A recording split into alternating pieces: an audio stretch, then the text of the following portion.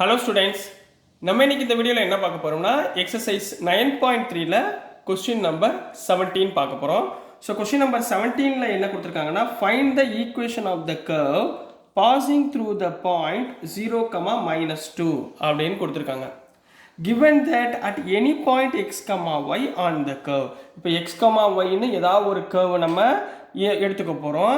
அதுக்குரிய பாயிண்ட் என்ன கொடுத்துருக்காங்க 0, -2ன்னு கொடுத்துருக்காங்க. இப்போ அதுக்கப்புறம் தான் நம்மளுக்கு டிஃப்ரென்ஷியல் ஈக்குவேஷன் கொடுத்துருக்கணும். பட் இங்கே டிஃப்ரென்ஷியல் ஈக்குவேஷன் கொடுக்கல. அதுக்கு பதிலாக ஒரு கண்டிஷன் மாதிரி கொடுத்துருக்காங்க. என்ன கொடுத்துருக்காங்கன்னா the product of the slope of its tangent. ரைட்டுங்களா? இப்போ எடுத்த உடனே நீங்கள் என்ன ஞாபகத்தில் வச்சுக்கணும், ஒவ்வொரு லைனாக பார்க்கணும். சரிங்களாம்மா? கொஸ்டின் கவனமாக இந்த மாதிரி ஸ்டேட்மெண்ட்ஸ் நம்மளாம் ஒவ்வொரு லைனும் பார்க்கணும். சரிங்களா? என்ன கொடுத்துருக்காங்க ப்ராடக்ட் ஆஃப் தி டேஞ்சன்ட். ரைட்டுங்களா?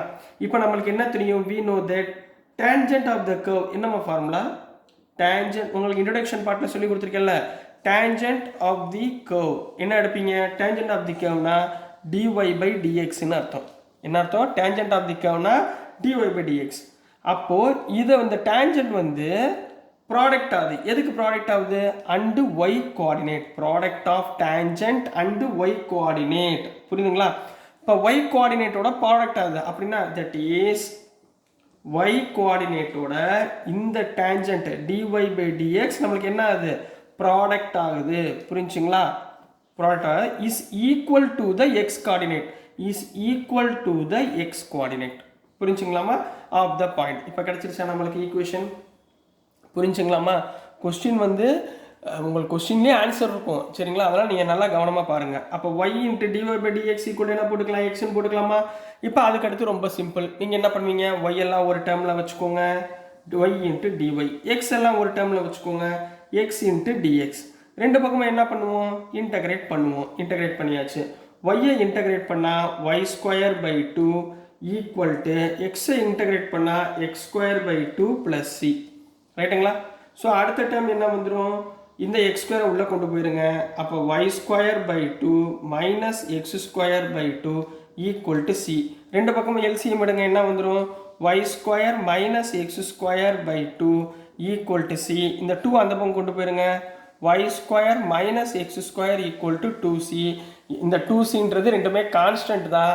ஸோ என்ன பண்ண போகிறேன், இதை மொத்தமாக ஒரு கேபிட்டல் சின்னு போட்டுக்கிறேன். சரிங்களா? இந்த 2c பதிலாக சின்னு போட்டுக்கிறேன்.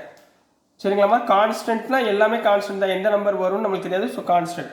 அப்போ y² - x² ஈக்குவல் டு cன்றத therefore y² - x² equal to c. மொத்தமாக சின்னு எடுத்துக்கிறேன். இதை equation number 1ன்னு வச்சுக்கோமா.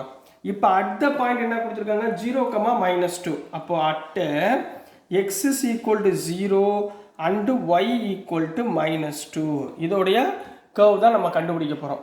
x is equal to 0 apply பண்ணுங்க ஈக்குவேஷன் 1ல, yக்கு பதிலாக -2, அதாவது -2 the whole square -0² equal to c, which implies c equal to -2² னா 4. அப்போ சியோட வேல்யூ என்னக்கன்னா 4ஆ, இது தூக்கி இதில் சப்ஸ்டியூட் பண்ணலாமா? therefore அவங்க என்ன கேட்டிருக்காங்க, equation of the curve. therefore அதாவது பர்டிகுலர் சொல்யூஷன் தான் கேட்டிருக்காங்க. சரிங்களா? therefore the equation of the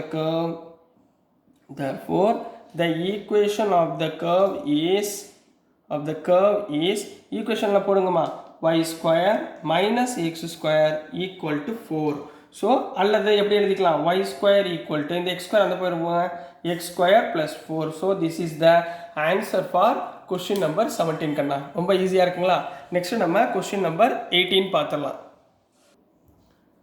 so நெக்ஸ்ட்டுமா question number 18 பார்க்க போகிறோம். கொஸ்டின் நம்பர் 18ல் என்ன கொடுத்துருக்காங்கன்னா, எப்பயுமே நம்ம ஐடியாவில் நம்ம சேனலில் எப்படின்னா உங்களுக்கு கொடுத்துருக்க ஸ்டேட்மெண்ட் சம்மாக இருந்தால் ஒவ்வொரு லைனுக்கும் அர்த்தம் பார்த்துட்டு தான் நம்ம சொல்யூஷனுக்குள்ளே போகணும். அதனால் நல்லா கவனமாக பாருங்கள். எடுத்தோடனே கடகடான்னு படிச்சுட்டு குழப்பிக்காதீங்க. சரிங்களா?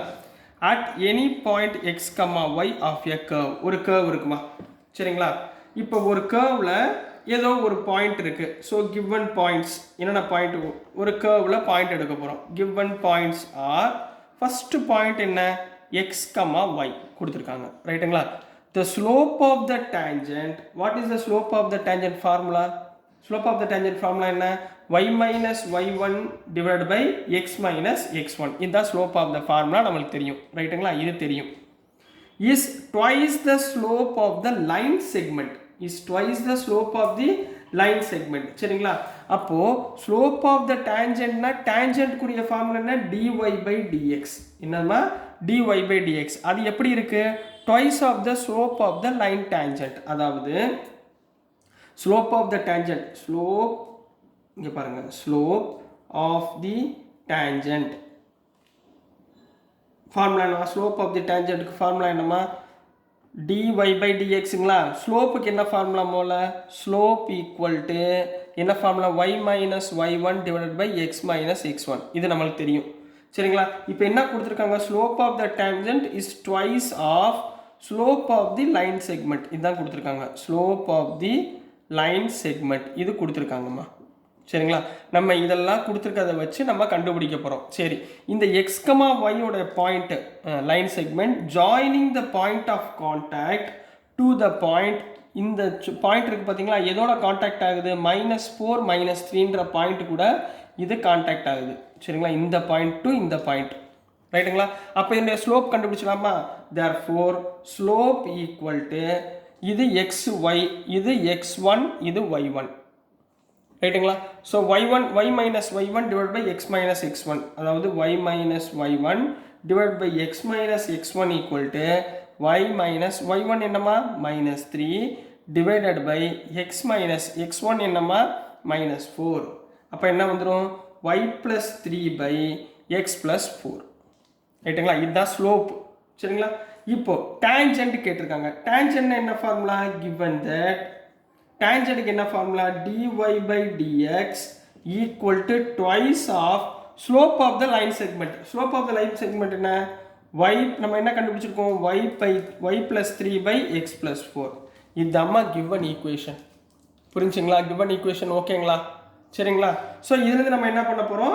சால்வ் பண்ண போகிறோம். y எல்லாம் ஒரு டேர்மாக கொண்டு போயிருங்க, x எல்லாம் ஒரு டேர்மாக கொண்டு வந்துருங்க. அப்போ இங்கே என்ன வந்துடும்? dy by இந்த y plus 3 கீழே கொண்டு வந்துருங்க equal to 2 into இந்த dx மேலே போச்சுன்னா dx by x plus 4. ரெண்டு பக்கமும் என்ன பண்ண போறீங்க? இன்டகிரேட் பண்ண போறீங்க. ஸோ இன்டகிரேட் பண்ணீங்கன்னா 1 by y plus 3னா என்ன எழுதலாம்? log y plus 3 equal to இந்த 2 அப்படியே வச்சுக்கோங்க. dx by x plus 4, 1 by x plus 4 integrate பண்ணால் log of x plus 4. இங்கே பாருங்க, ரெண்டு பக்கமும் log இருக்கு. ஸோ நான் என்ன பண்ணுறேன்? c கான்ஸ்டன்ட்டை log cன்னு எடுத்துக்கிறேன். கிளியரா கண்ணா? இது வரைக்கும் புரிஞ்சா? இந்த 2 மேலே போச்சுன்னா என்ன ஆயிரும்? log of y plus 3 equal to இந்த 2 பவரில் போச்சுன்னா log of x plus 4 the whole square போடலாமா? plus log c. கிளியரா கண்ணா? புரிஞ்சுங்களா?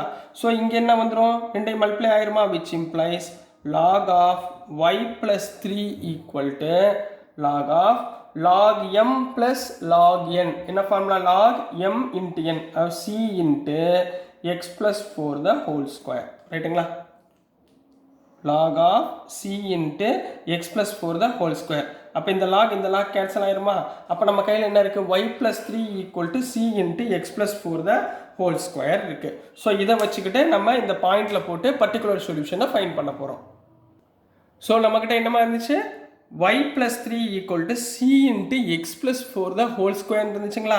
இப்போ அவங்க என்ன சொல்லியிருக்காங்க? at the point x is equal to -2 and y is equal to 1 apply பண்ணால் என்ன கிடைக்கும்? இதில் xக்கு பதிலாக -2, yக்கு பதிலாக 1 போடுங்க. 1 plus 3 equal to c into -2 plus 4 the whole square போடலாங்களா? அப்போ 1 plus 3 4 equal to c into -2 plus 4 2 square போடலாங்களா? அப்போ 4 equal to c into 4ன்னு வருங்களா? ஸோ 4 கீழே கொண்டு வந்துருங்க. 4 by 4 equal to c. அப்போ 4 by 4 கேன்சல் பண்ணிங்கன்னா c equal to 1. அப்போ சியோட வேல்யூ என்னக்கன்னா 1ன்னு கிடச்சிருக்கு. இதுக்கு இதில் சப்ஸ்டியூட் பண்ணுங்க.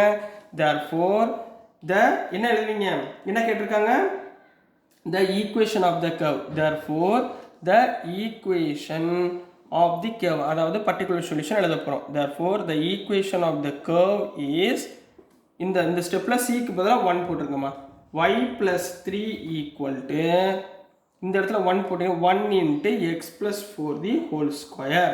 சரிங்களா? அதாவது y மட்டும் வச்சுக்கிட்டிங்கன்னா x plus 4 the whole square minus 3. so this is the answer for question number 18 Kanna. so dear students, நான் அனுப்புகிற வீடியோஸ் உங்களுக்கு புரிஞ்சிருக்கும்னு நம்புகிறேன். புரிஞ்சிருந்துச்சுன்னா பிடிச்சிருந்துச்சுன்னா மறந்துடாமல் லைக் பண்ணுங்கள், ஷேர் பண்ணுங்கள், மறக்காமல் சப்ஸ்கிரைப் பண்ணி சப்போர்ட் பண்ணுங்கள் ஸ்டூடெண்ட்ஸ். தேங்க்யூ.